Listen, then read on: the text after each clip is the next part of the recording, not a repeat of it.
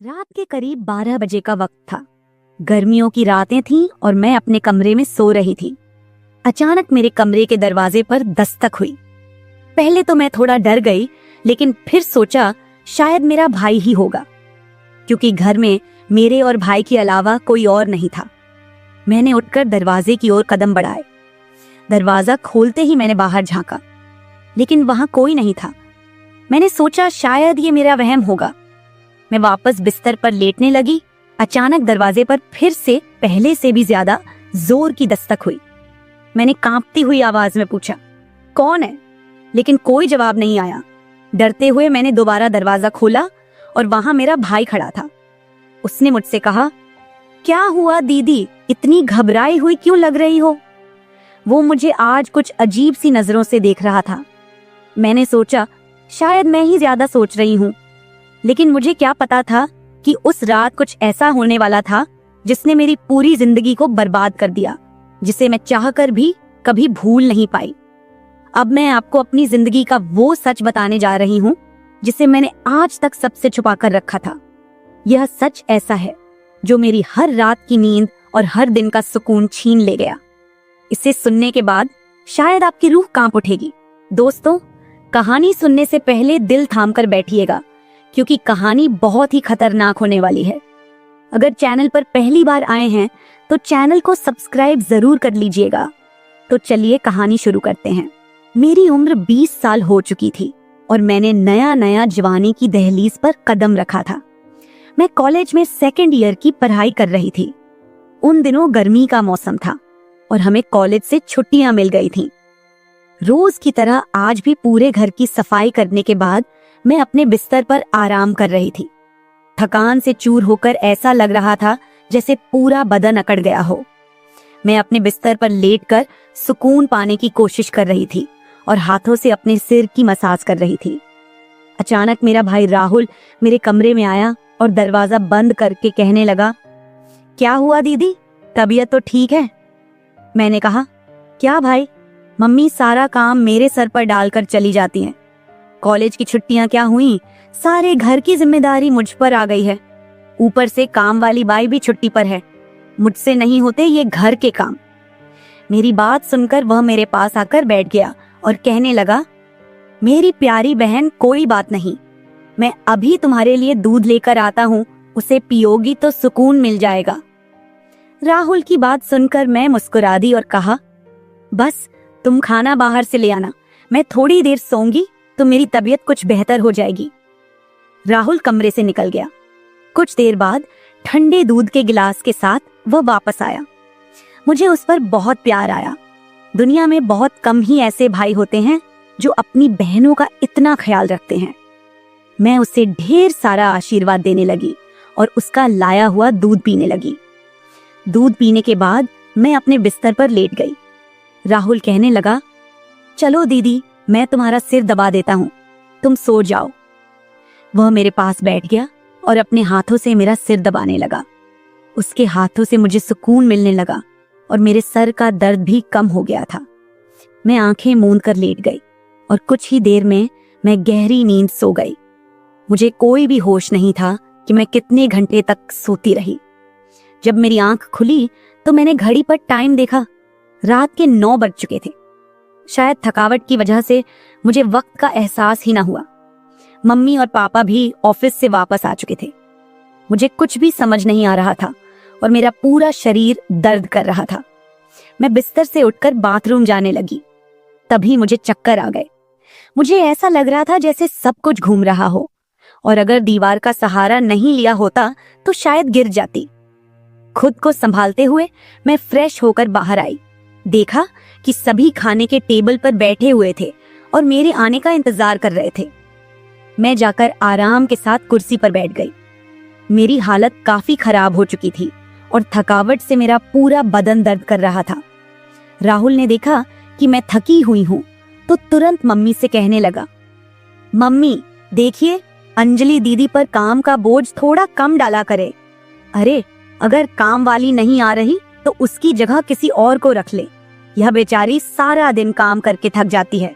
देखें तो इसकी रंगत भी पीली पड़ चुकी है। वाकई में मेरी हालत दिन ब दिन खराब होती जा रही थी। मम्मी और पापा दोनों ही काम करते थे, क्योंकि सिर्फ पापा की जॉब से घर का खर्चा चलना मुश्किल था। साथ ही हमारी पढ़ाई का खर्च भी काफी था, इसलिए मम्मी भी उसी कंपनी में काम करती थी जहां पापा।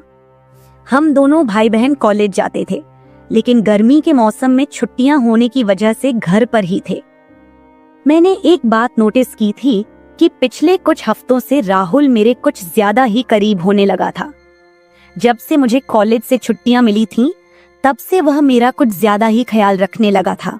अगर मैं घर का कोई काम करती तो वह आकर मदद करने लगता। कभी कभी काम करते वक्त मुझे थकावट महसूस होती तो वह मुझे आराम से बिठाकर मेरा सिर दबा देता। जब मैं उसे मना करती तो वह हंसते हुए कहता, नहीं दीदी, तुम बहुत काम करती हो, अब मेरा हक बनता है कि तुम्हें सुकून दो। मैं उसे रोक नहीं पाती और चुपचाप लेटी रहती। लेकिन एक रात जो हुआ, उससे मेरे होश उड़ गए थे। क्या राहुल कभी ऐसा कर सकता था? मैं अपने कमरे में सो रही थी। आधी रात के करीब मुझे महसूस हुआ कि जैसे कोई मेरे कमरे में आकर खड़ा हो गया हो। धीरे धीरे वह बिस्तर के पास आ रहा हो और मैं सोते हुए भी महसूस कर सकती थी कि कुछ अजीब हो रहा है। मुझे तुरंत झटका सा लगा और मैंने आंखें खोल दी। कमरा पूरी तरह से अंधेरे में डूबा हुआ था और जब मैंने उठकर देखा तो अंदर कोई नहीं था। बस कमरे का दरवाजा थोड़ा सा खुला हुआ था और मुझे याद था कि मैं हमेशा सोने से पहले दरवाजा बंद करके सोती थी। तो फिर वह कैसे खुला था? मैं चुपचाप उठकर दरवाजे को लॉक करने लगी। फिर से बिस्तर पर जाकर सोने की कोशिश की, लेकिन जैसे ही मेरी आंखें बंद हुईं, मुझे फिर से कुछ कदमों की आहट सुनाई दी, जैसे कोई बिस्तर के पास आकर बैठा हो। और फिर मुझे लगा जैसे कोई मेरे पास आकर अपना हाथ बढ़ा रहा हो। मैंने पलटकर देखा, लेकिन कोई नहीं था। मेरी धड़कन तेज हो गई थी और मुझे घबराहट होने लगी थी। मैंने घबराते हुए कमरे की लाइट ऑन की और दरवाजा खोलकर बाहर झांका, लेकिन वहां कोई नहीं था। आज से पहले ऐसा कभी नहीं हुआ था जो अब हो रहा था। मुझे प्यास लगी तो मैं कमरे का दरवाजा खोलकर बाहर निकली। उसी वक्त राहुल भी अपने कमरे से बाहर निकला। मुझे देखकर उसने पूछा, क्या बात है, आप अभी तक जाग रही हैं? मैंने जवाब दिया, कुछ नहीं, बस ऐसा महसूस हुआ जैसे कमरे में कोई मौजूद हो। पानी पीकर मैं दोबारा कमरे में आई और पीछे पीछे वह भी आ गया। उसने कहा, आपको डरने की जरूरत नहीं है। अगर आपको डर लग रहा है तो मैं आपके पास सो जाता हूं। मैंने उसे मना किया, नहीं, तुम्हें परेशान होने की जरूरत नहीं है, जाओ और आराम करो। लेकिन वह जिद करने लगा कि मैं आपको अकेला किसी भी हाल में नहीं छोड़ सकता। आपकी तबीयत खराब हो सकती है, मैं आपको तकलीफ में नहीं देख सकता। आप सो जाएं, मैं यही सो जाता हूं। आखिरकार उसकी जिद के आगे मुझे झुकना पड़ा। मैं बिस्तर पर लेट गई और उसने भी सोफे पर तकिया रखा और मेरे पास में ही सो गया। लेकिन उस रात मुझे ऐसा महसूस हुआ जैसे कोई मेरी ओर काफी देर तक ध्यान से देखता रहा हो। उसने मेरे बालों को सहलाया, मेरे चेहरे पर उंगलियां फेरी और मैं सो रही थी। अगली सुबह जब मैं उठी तो मेरा मूड बड़ा अजीब था, लेकिन जब मैंने अपने आप पर गौर किया तो मैं हैरान रह गई। शुक्र था कि मैंने अपने आप को दुपट्टे से ढक रखा था। मेरी कमीज बेतरतीब हो चुकी थी। मुझे हैरत हुई क्योंकि आज से पहले मैं कभी इस तरह आराम से नहीं सोई थी। आज मैं बहुत खुश महसूस कर रही थी, न जाने क्या वजह थी। मैंने अपने भाई की तरफ देखा तो वह भी बहुत खुश था। मैंने उसको पूछा, तुम आज इतने खुश क्यों हो? तो कहने लगा, जिसको आप जैसी बहन मिल जाए वो क्यों ना खुश हो। घर के सारे काम निपटाकर जब मैं बैठी तो राहुल तेल लेकर मेरे पास आ गया। कहने लगा, अंजलि दीदी, आप अपने बाल खोल दे, मैं आपके सर में मालिश कर देता हूँ। मुझे उसकी हरकतें कुछ अजीब लग रही थीं। मैंने कहा, ये तुम्हारा काम नहीं है, जाओ अपनी पढ़ाई करो, मुझे मालिश की जरूरत नहीं है। मगर उसने मेरी बात नहीं मानी और खुद ही मेरे बालों से कैचर उतार कर कहने लगा, आप नखरे मत किया करो, किस्मत वालों को ही ऐसे भाई मिलते हैं। जब आपका भाई आपके खूबसूरत रेशमी बालों में मसाज करना चाहता है तो आपको क्या समस्या हो सकती है? आ जाइए, मैं आपके सर की मसाज कर देता हूँ, आपको बहुत सुकून मिलेगा। वह मुझे उठाकर कमरे में ले गया। मैं बेड पर तकिया रखकर लेट गई। मेरे बाल बेड से नीचे लटक रहे थे। वह मेरे सरहाने बैठकर मेरे बालों की मसाज करने लगा। राहुल मुझसे 3 साल छोटा था, मगर मुझे नाम से बुलाता था। कहता, आप इतनी प्यारी हैं कि आपको देखकर दिल करता है कि आप हमेशा इसी तरह मुस्कुराती रहें और मैं आपका लाभ उठाता रहूं। वह मेरे सिर की मालिश कर रहा था और उसके हाथों में जैसे जादू था। मुझे इतना मजा आया कि मैं नींद की वादियों में खोने लगी। तेल की खुशबू भी बहुत जबरदस्त थी। तेल की हल्की हल्की महक कमरे में फैल चुकी थी।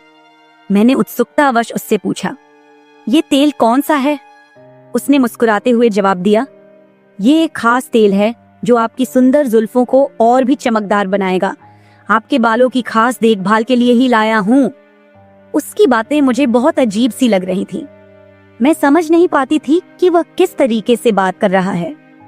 मालिश के दौरान कब मुझे नींद आ गई, पता ही नहीं चला। कुछ समय बाद जब मेरी आंख खुली तो मेरे पूरे बदन में भारीपन महसूस हो रहा था। ऐसा लगा रहा था जैसे किसी ने मुझ पर बहुत ज्यादा वजन रख दिया हो। मेरी टांगों और हाथों में अजीब सा दर्द था, मानो घंटों तक मैं किसी भारी बोझ के नीचे रही हूं। पूरे बदन में दर्द सरायत कर रहा था।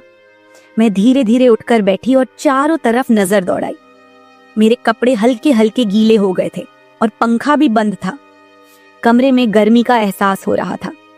मैंने चक्कर खाती हालत में बेड से नीचे कदम रखा, मगर पैरों में जैसे जान नहीं थी। मैंने अपने भाई को देखा जो शांत और सामान्य नजर आ रहा था। लेकिन यह सब क्या हो रहा था? मुझे समझ नहीं आ रहा था कि आखिरकार ऐसा क्यों हो रहा है। बड़ी मुश्किल से खुद को घसीटते हुए मैं बाथरूम पहुंची और फ्रेश होकर आई। आईने में अपनी हालत देखी तो ऐसा लगा जैसे मैं पूरी रात सोने की बजाय किसी मेहनत वाले काम में जुटी रही हूं।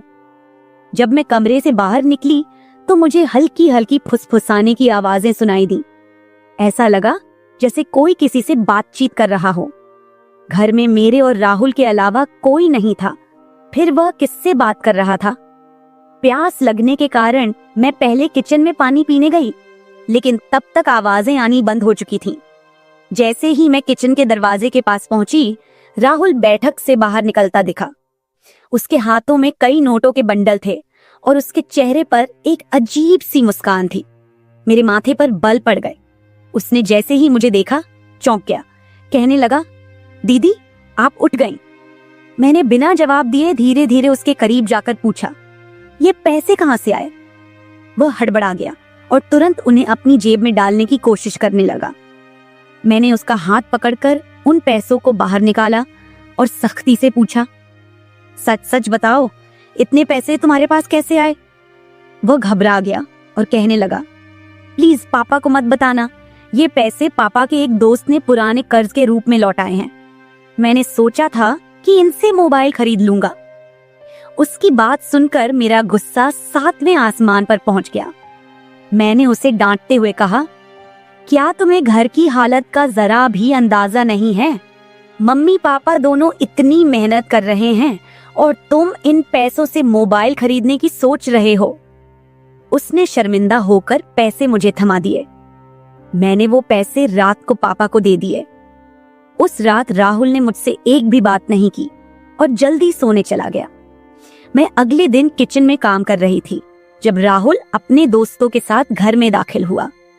मैं जितनी हैरान होती उतना ही कम था, क्योंकि वह अपने दोस्तों को सीधा लाउंज में ही ले आया था। उस वक्त मैं दुपट्टा उतारकर बर्तन साफ कर रही थी। जब वह सब हंसते हुए अंदर आए, मैंने तुरंत दुपट्टा ऊपर लिया और फिर राहुल को समझाने लगी कि यह क्या तरीका है? तुम जानते हो इस वक्त मम्मी पापा घर नहीं हैं, फिर भी इन लोगों को घर ले आए हो।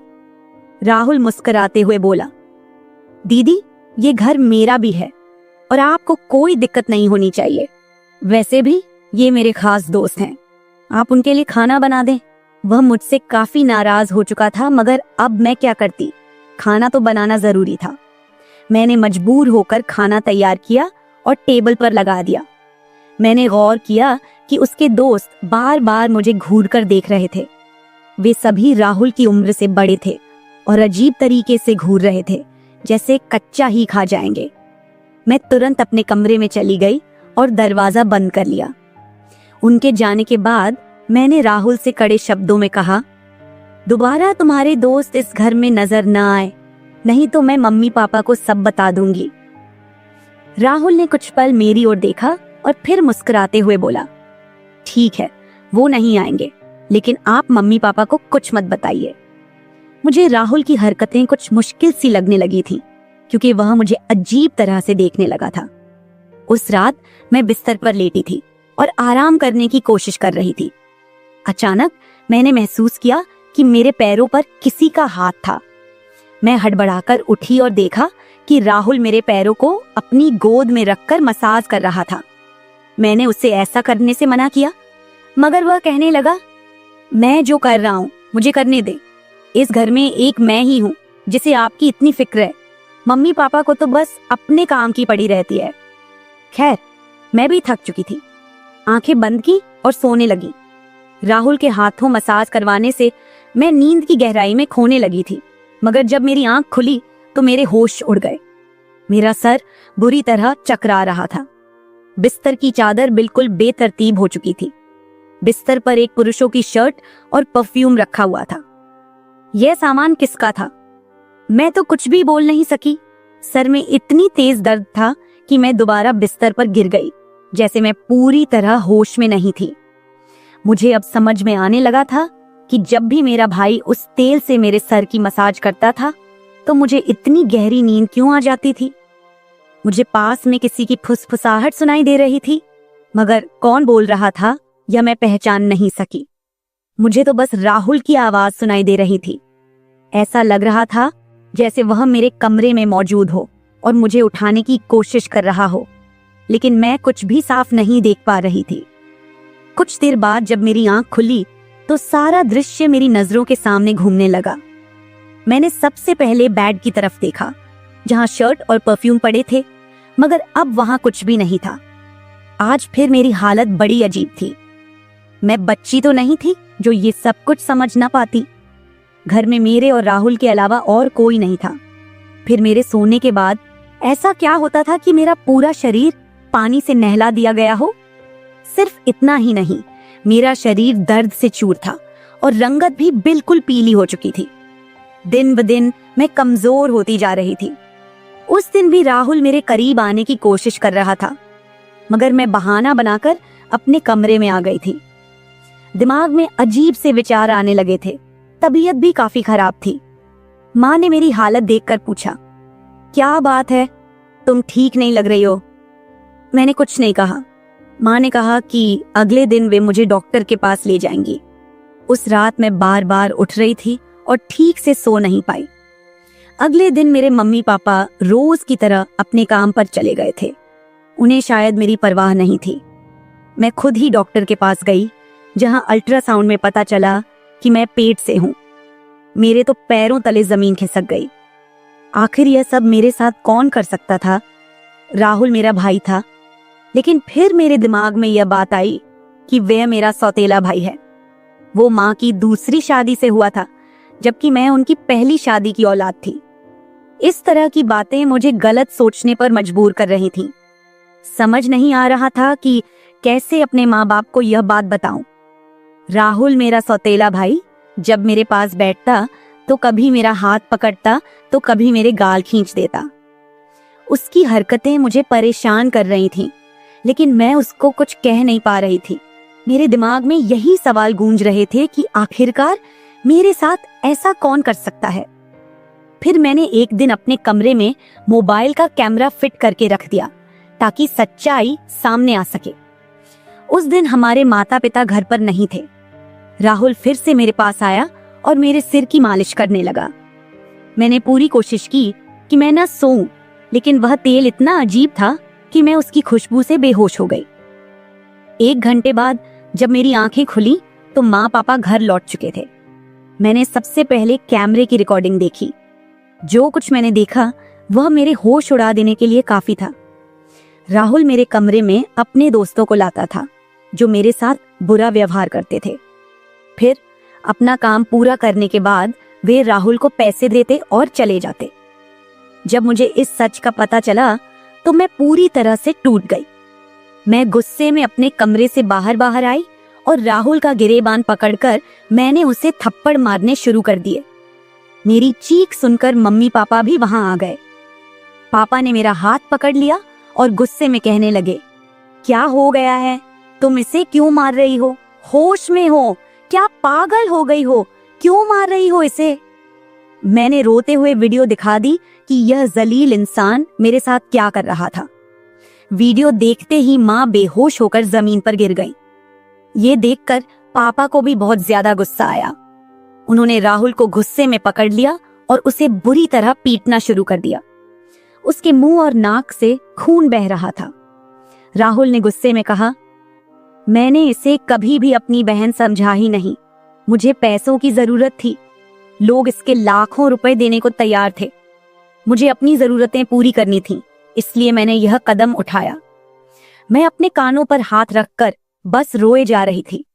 पापा ने उसे इतना मारा कि वो लहूलुहान हो गया, लेकिन जैसे तैसे खुद को छुड़ाकर वह घर से भाग गया और फिर कभी उस घर में वापस नहीं आया।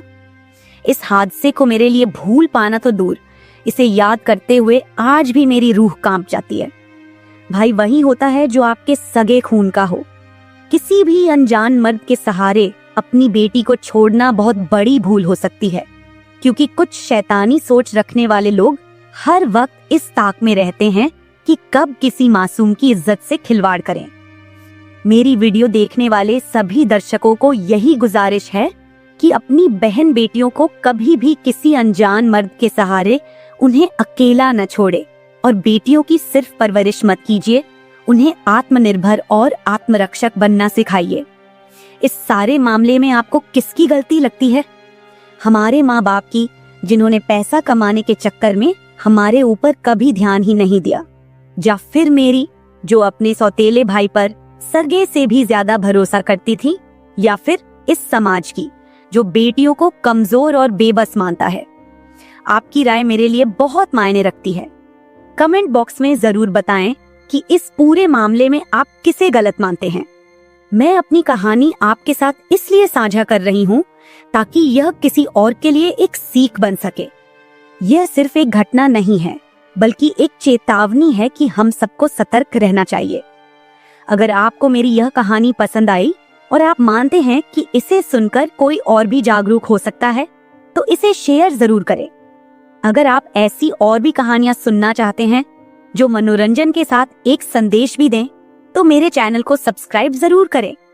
बेल आइकॉन दबाना मत भूलिएगा ताकि आपको मेरी हर नई कहानी समय पर मिल सके। कल फिर मिलते हैं एक नई कहानी के साथ। धन्यवाद।